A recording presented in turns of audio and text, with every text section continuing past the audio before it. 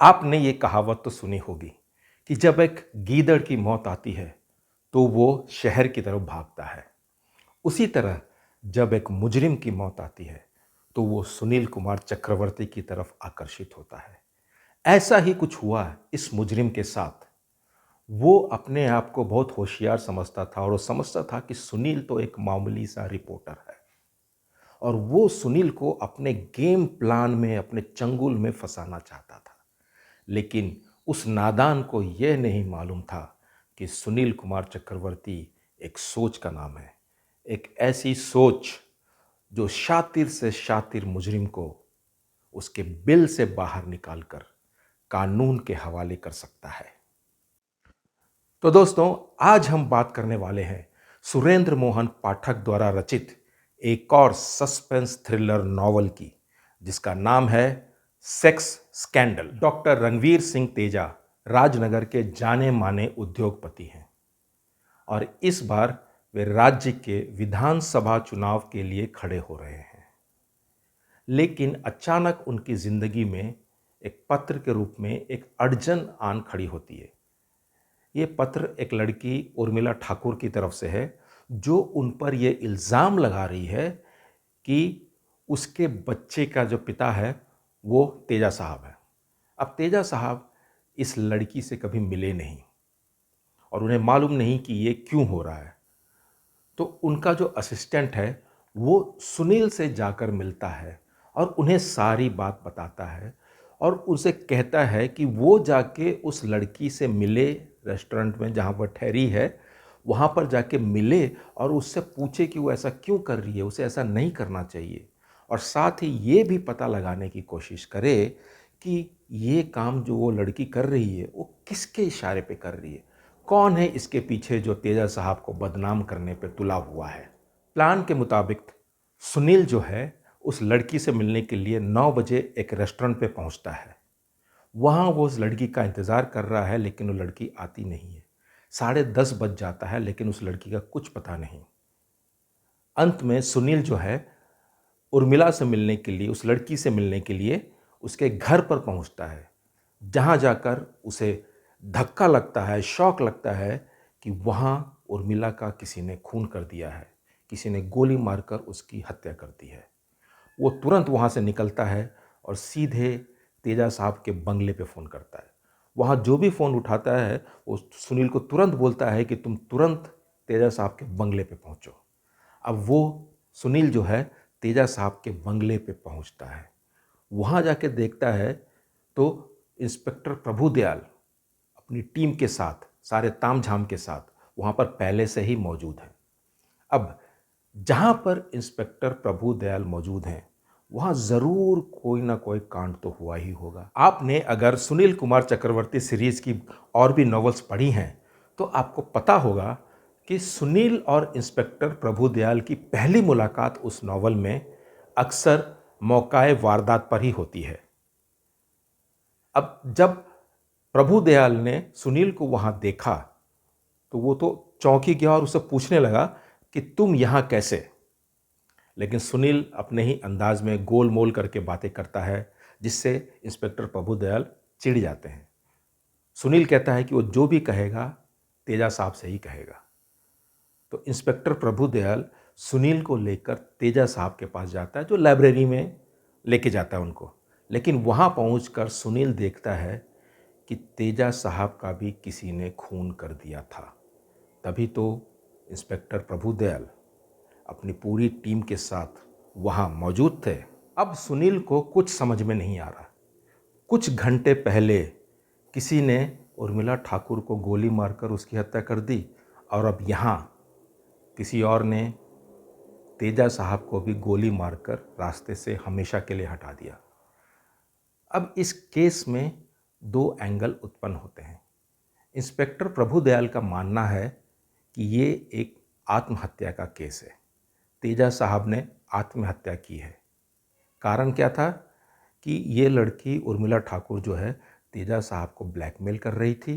तेजा साहब को गुस्सा आया, उन्होंने अपनी पिस्टल निकाली और वो उर्मिला से मिलने के लिए उसके घर गए और वहाँ उन्होंने उसको गोली से मारकर उसकी हत्या कर दी और फिर वापस घर आए और यहाँ उन्हें गिल्टी फील हुआ और उन्होंने क्या किया, खुद को गोली मारकर आत्महत्या कर ली। ये इंस्पेक्टर प्रभुदयाल की सोच है। लेकिन तेजा साहब की पत्नी भैरवी, उन्हें लगता है कि ये हो ही नहीं सकता, क्योंकि उनका मानना है कि तेजा साहब को अपनी ज़िंदगी से बेहद लगाव था। वे हरगिज़ आत्महत्या नहीं कर सकते। इसीलिए वो सुनील से अकेले में कहती है कि वो इस केस की पूरी छानबीन करे, तह तक जाए, क्योंकि उसका मानना है कि हो सकता है तेजा साहब की किसी ने हत्या की हो।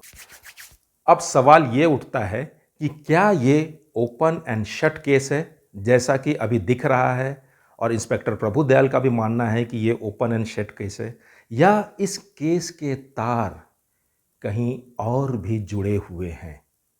ये तो जैसे जैसे केस आगे बढ़ेगा तब हमें पता चलेगा।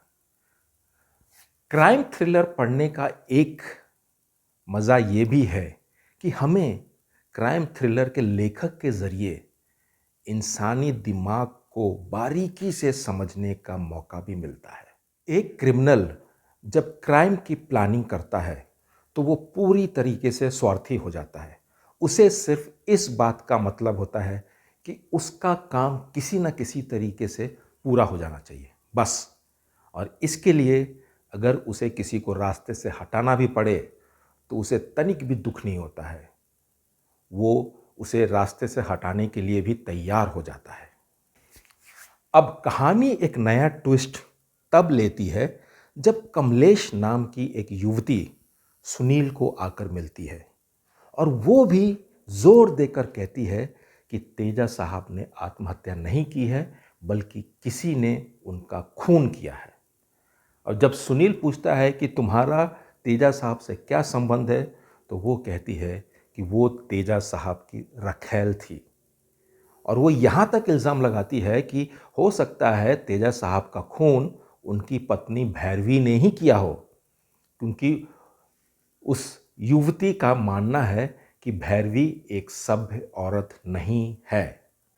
कई सारे मर्डर मिस्ट्री नॉवेल्स पढ़ने के बाद मैंने ये जाना है कि मर्डर मिस्ट्री में हर किरदार के डायलॉग के ऊपर ध्यान देना चाहिए। आखिर वो शख्स कह क्या रहा है। हो सकता है कि उसके डायलॉग में ही, उसके संवाद में ही कातिल का पता छुपा हो। जैसे कि यहाँ जब कमलेश आकर सुनील को कहती है कि तेजा साहब की हत्या हुई है और वो शक जाहिर करती है तेजा साहब की पत्नी भैरवी के ऊपर, तो यहाँ पर दो कारण हो सकते हैं उसका ऐसा करने का। एक तो वो अपनी राय व्यक्त कर रही है कि मेरे ख्याल से तेजा साहब का खून हुआ है और उनकी पत्नी कर सकती है उनका खून। और दूसरा कारण ये हो सकता है कि ये जो कन्या है ये सुनील का ध्यान भटकाना चाहती है। वो चाहती है कि सुनील गलत राह पर निकल पड़े ताकि कातिल आराम से बच निकले। यही मज़ा है मर्डर मिस्ट्री पढ़ने का। यहाँ कोई भी शख्स जब तक कातिल का पता नहीं चलता, कोई भी शख्स दूध का धुला नहीं होता है। इस केस की एक कड़ी, इस केस का एक धागा धर्मपाल की ओर जाता है। धर्मपाल तेजा साहब का असिस्टेंट है और उसी ने सुनील को कन्विंस किया था कि वो उस लड़की का पता लगाए जो तेजा साहब को ब्लैकमेल कर रही है और उन पे झूठा इल्ज़ाम लगा रही है। अब सुनील को कहीं ना कहीं खटकता है कि ये धर्मपाल का जो चेहरा है वो कहीं देखा हुआ लग रहा है, लेकिन वो धर्मपाल को प्लेस नहीं कर पाता कि मैंने इसे कहाँ देखा है। बट उसको पता है कि कहीं ना कहीं तो वो धर्मपाल को देखा है, उससे मिल चुका है। तो सुनील क्या करता है, अपने पुराने इश्यूज निकालता है अखबार की और उसमें छानबीन करता है। छानबीन करते करते उसे पता चलता है एक खबर के द्वारा कि ये धर्मपाल जो है ये किसी लड़की से मिलकर ब्लैकमेलिंग का बिजनेस करता था और कई लोगों को उसने लूटा था। सुनील ने धर्मपाल को पकड़वाया भी था, लेकिन बाद में केस रफा दफा हो गया, कुछ हुआ और धर्मपाल छूट गया। तो धर्मपाल की तस्वीर तो छपी थी अखबार में, लेकिन जिस लड़की के साथ मिलकर वो ब्लैकमेलिंग करता था, उस लड़की की तस्वीर अखबार में छपी नहीं थी। अब धर्मपाल अब सुनील जो है वो जाकर प्रभुदयाल से मिलता है। उसे भी अभी भी कंफर्म है कि तेजा साहब का मर्डर हुआ है। वो इंस्पेक्टर प्रभुदयाल को कन्विंस करता है, उसे मनाता है कि तेजा साहब की बॉडी का पोस्टमार्टम किया जाए। अब प्रभुदयाल ने नहीं करवाया था क्योंकि उनको लगता था कि ये आत्महत्या का केस है। तो इंस्पेक्टर प्रभुदयाल कन्विंस हो जाते हैं और बॉडी को पोस्टमार्टम के लिए भेजते हैं। पोस्टमार्टम की रिपोर्ट जब आती है तो दोनों को झटका लगता है कि उन्हें पता चलता है कि रिपोर्ट के अनुसार तेजा साहब के पेट में ढेर सारी नींद की गोलियां पाई गई थी। अब इस पोस्टमार्टम रिपोर्ट के बाद इंस्पेक्टर प्रभुदयाल को भी हल्का हल्का शक होने लगता है कि कहीं तेजा साहब की वाकई में हत्या तो नहीं की गई हो। सुनील सीधे धर्मपाल के पास पहुंचता है, लेकिन वहां जाते ही वो देखता है कि धर्मपाल की भी कहानी का किसी ने दी एंड कर दिया है और उसके बाजू में एक और आदमी बेहोश पड़ा है।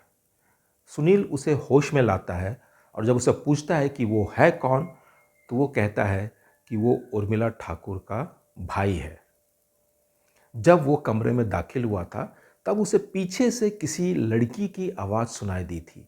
इससे पहले कि वो कुछ रिएक्ट कर पाता, किसी ने उसके ऊपर पीछे से हमला किया और उसे बेहोश कर दिया। ये सब होने के बाद सुनील के आंखों के सामने एक एक कड़ी तैरने लगी। एक एक कड़ी जो है एक दूसरे से जुड़ने लगी। सुनील का दिमाग बड़ी तेजी से काम कर रहा था और वो एक एक कड़ी को जोड़ रहा था। धीरे धीरे सारी कड़ी जुड़ने लगी और सुनील को ये एहसास होने लगा कि उसने ये केस को सॉल्व कर दिया है। ये गुत्थी अब सुलझ गई है और सुनील को पक्का विश्वास हो गया कि अब कातिल उसकी नज़रों से नहीं बच सकता, उसकी चंगुल से बचकर वो कहीं नहीं जा सकता। जिस कातिल ने उसे फंसाने की कोशिश की थी, उसे उसका इस्तेमाल करने का प्रयास किया था, अब वो कातिल सामने आने वाला था।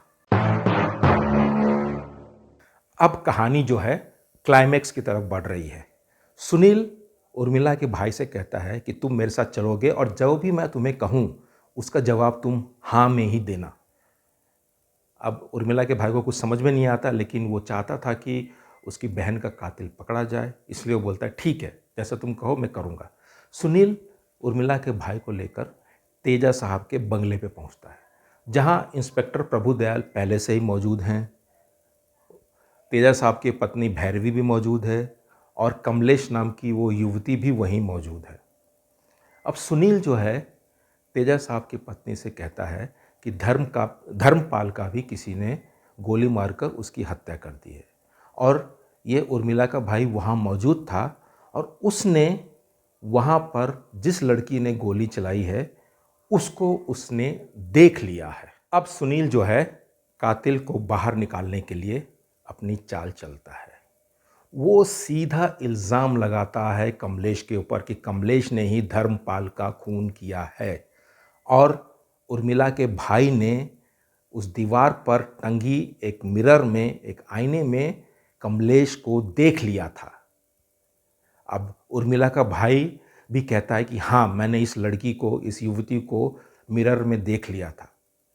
ये सुनने के बाद कमलेश एकदम जोर का चीखती है और कहती है कि नहीं, ऐसा नहीं हो सकता, क्योंकि उस कमरे में कोई मिरर, कोई आईना था ही नहीं।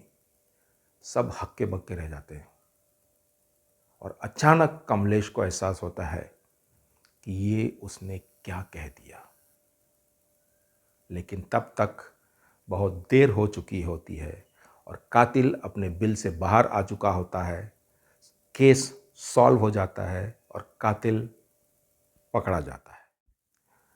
इस नॉवल को पढ़ने के बाद एक सीख मेरे सामने आई, एक लेसन मुझे समझ में आया कि जब एक इंसान समझ लेता है कि उसके साथ धोखा हुआ है और वो स्वीकार कर लेता है कि हाँ, उसके साथ धोखा हुआ है, वो कोई सुपर ह्यूमन नहीं है, वो कोई इतना सयाना नहीं है कि कोई उसे धोखा नहीं दे सकता। जब वो इस बात को मान लेता है कि हाँ, उसके साथ धोखा हुआ है, तब वह अपनी गलती सुधार कर सयाना बन सकता है। उसी तरह सुनील को भी एहसास हुआ था। सुनील ने इतने सारे केसेस सॉल्व किए हैं, उसके बावजूद वो धोखे में आ गया। वो उस कातिल के चक्रव्यूह में फंसने लगा था। लेकिन जिस पल वो समझ गया कि उसे उलझाया जा रहा है, उसे फंसाया जा रहा है झूठ के जाल में, और उसने स्वीकार कर लिया कि वो फंस रहा है या फंस गया था, उसी वक्त उसके दिमाग की बत्ती जली और उसे समझ में आ गया कि कातिल कौन है। तो ये थी सेक्स स्कैंडल नॉवल की कहानी। आपको यह नॉवल कैसी लगी कमेंट कर ज़रूर बताइएगा। और अगर आप सुनील कुमार चक्रवर्ती की एक और नॉवल की कहानी सुनना चाहते हैं तो इस वीडियो पर क्लिक करिए। और अगर आप सुधीर कोहली के नॉवल की कहानी के बारे में जानना चाहते हैं तो इस वीडियो को क्लिक करिए। आपको मैं अगले वीडियो में फिर मिलूँगा एक नई कहानी के साथ। तब तक के लिए नमस्कार।